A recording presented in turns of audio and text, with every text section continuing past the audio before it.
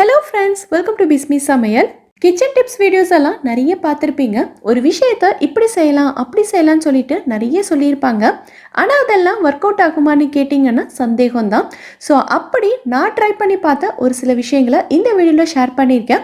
அந்த டிப்ஸ் எல்லாம் work out ஆச்சா இல்லையா அப்படிங்கிறத வீடியோக்குள்ளே போய் பார்க்கலாம். வீடியோக்குள்ளே போகிறதுக்கு முன்னாடி நம்ம சேனலை நீங்கள் ஃபர்ஸ்ட் டைம் பார்க்குறீங்கன்னா மறக்காமல் சப்ஸ்கிரைப் பண்ணிக்கோங்க. இப்போ நம்ம ஃபர்ஸ்ட் டிப் என்னங்கிறத பார்க்கலாம். நம்ம எப்பயாவது சமையல் செஞ்சுட்டு இருக்கும்போது கொஞ்சம் கவனிக்காமல் விட்டுட்டாலோ அப்படி இல்லைன்னா கிச்சன்ல இருந்து அங்கே இங்கே நகர்ந்து போயிட்டாலோ நம்ம சமையல் பார்த்திங்கன்னா அடிப்பிடிக்க ஆரம்பிச்சிடும். இந்த குக்கரில் நான் தண்ணியோட அளவு ரொம்ப கம்மியாக வச்சுட்டேன்னு நினைக்கிறேன். ஸோ ஃபுல்லாக அடி பிடிச்சிருச்சு. ஆனால் அடியில் இருக்கக்கூடிய லேயர் மட்டும்தான் ரொம்ப பிடிச்சிருக்கு. மேலே இருக்கிறதெல்லாம் நல்லா தான் இருக்குது.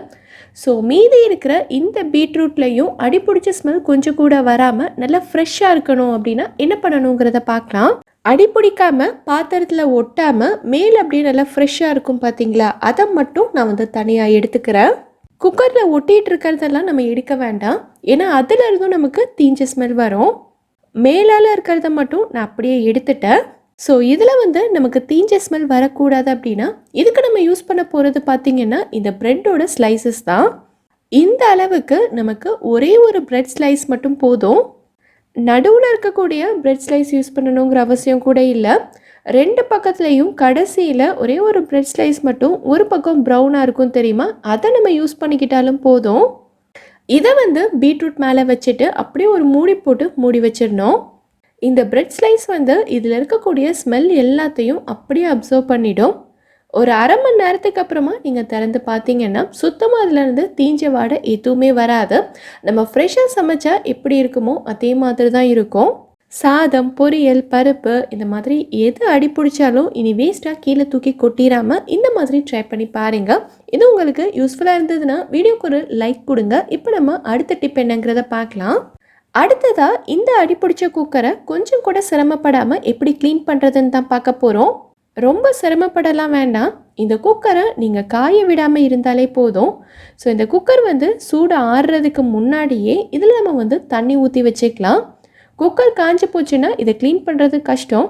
ஸோ சூடாக இருக்கும் போதே ஃபுல்லாக தண்ணி ஊற்றிட்டீங்க அப்படின்னா ஒரு 5 நிமிஷத்துலேயே இந்த குக்கரில் ஒட்டிகிட்டு இருக்கிறது எல்லாமே தானாகவே கலண்டு வந்துடும்.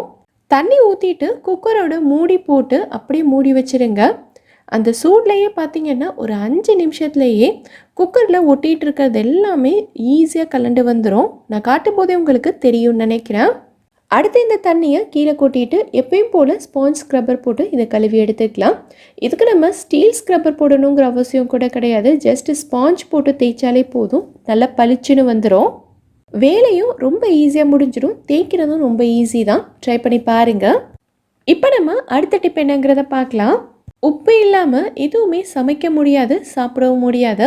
நம்ம ஏதாவது இனிப்பு பதார்த்தங்கள் செஞ்சால் கூட அதில் இருக்கக்கூடிய இனிப்பு சுவையை தூக்கி காட்டுறதுக்காக கொஞ்சமாக உப்பு சேர்த்து தான் செய்வோம்.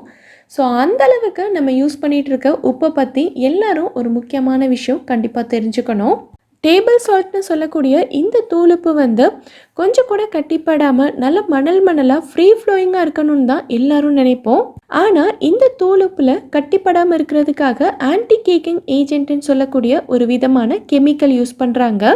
இந்த ஆன்டி கேக்கிங் ஏஜென்ட்டோட வேலை என்னென்னா இதில் இருக்கக்கூடிய ஈரப்பதம் எல்லாத்தையும் உறிஞ்சிட்டு இதை நல்ல ட்ரையாக கட்டிப்படாமல் வச்சுருக்கணுன்றது தான். இந்த கெமிக்கலை அதிகமாக யூஸ் பண்ணும்போது நம்ம உடம்புக்கு நிறைய சைட் எஃபெக்ட்ஸ் வரலாம். ஸோ இனி இந்த மாதிரி தூளுப்பு யூஸ் பண்ணுறதை கம்மி பண்ணிவிட்டு நம்ம அதிகமாக கல்லுப்பையே பயன்படுத்த ஆரம்பிக்கணும். உப்புன்னா தண்ணி விட தான் செய்யும், நீர் கோர்க்க தான் செய்யும். அந்த மாதிரி ஆகாமல் இருக்க என்னென்ன வழிமுறைகள்லாம் ஃபாலோ பண்ணணுமோ அதை நம்ம செஞ்சுக்கலாம். முக்கியமாக அடுப்பு பக்கத்தில் வைக்காதீங்க. ஏன்னா சூடு பட்டுச்சுன்னா அது தண்ணி விட ஆரம்பிக்கும். ஸோ சூடான இடத்துல இருந்து தள்ளி வச்சுக்கோங்க. அடுத்ததாக பார்த்திங்கன்னா அந்த உப்பு வச்சுருக்கக்கூடிய ஜாடியோட அடியில் கொஞ்சமாக அரிசி போட்டு வைங்க. அரிசி அதில் இருக்கக்கூடிய ஈரப்பதம் எல்லாத்தையுமே உறிஞ்சிரும். முக்கியமாக மர ஸ்பூன் யூஸ் பண்ணுங்கள். அதுவுமே அதில் இருக்கக்கூடிய ஈரப்பதத்தை உறிஞ்சிரும். இனி தூளுப்பு யூஸ் பண்ணுறதை கம்மி பண்ணிவிட்டு அதிகமாக கல்லுப்பையை பயன்படுத்திக்கோங்க. இந்த டிப் உங்களுக்கு யூஸ்ஃபுல்லாக இருந்ததுன்னா கண்டிப்பாக எனக்கு கமெண்ட்டில் சொல்லுங்கள். இப்போ நம்ம அடுத்த டிப் என்னங்கிறத பார்க்கலாம். நான் ரீசெண்டாக ஒரு வீடியோவில் பார்த்துருந்தேன். மாம்பழம் இந்த அளவுக்கு நல்ல பச்சை காயாக இருக்குது, சீக்கிரமாக பழுக்க வைக்கணும் அப்படின்னா, அதுவும் 2 மணி நேரத்தில் பழுக்க வைக்கணும் அப்படின்னா நல்ல ஒரு ஏர்டைட்டான டப்பாவில் போட்டுட்டு கூடவே 2 தக்காளியையும் போட்டு வச்சிங்கன்னா சூப்பராக பழுத்து வந்துடும் சொல்லியிருந்தாங்க. சரி, அதை நாமளும் ட்ரை பண்ணி பார்க்கலாமே, ஒர்க் அவுட் ஆச்சுன்னா வீடியோவில் சொல்லலாம்னு நினச்சிருந்தேன். என்கிட்ட 4 பழம் இருக்குது. எல்லாமே கொஞ்சம் கூட பழுக்காத பச்சை காய் தான். இதிலிருந்து ஒன்றை மட்டும் நம்ம ட்ரை பண்ணி பார்க்கலாம். கூடவே 2 பழுத்த தக்காளியும் எடுத்திருக்கேன். இந்த டப்பாவில் ஒரே ஒரு பழத்தை போட்டுட்டு கூடவே 2 தக்காளியையும் போட்டுட்டு நல்லா டைட்டாக க்ளோஸ் பண்ணி வச்சிடலாம். இந்த டப்பாவை நான் டிஸ்டர்ப் பண்ணாமல் அப்படியே வச்சுட்டேன். இதை நான் 2 மணி நேரத்துக்கு அப்புறமா செக் பண்ணேன். அதுக்கப்புறம் நைட்டு பார்த்தேன்.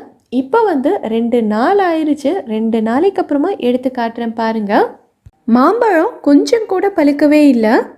ஆனால் தக்காளி கெட்டு போக ஆரம்பிச்சிருச்சு.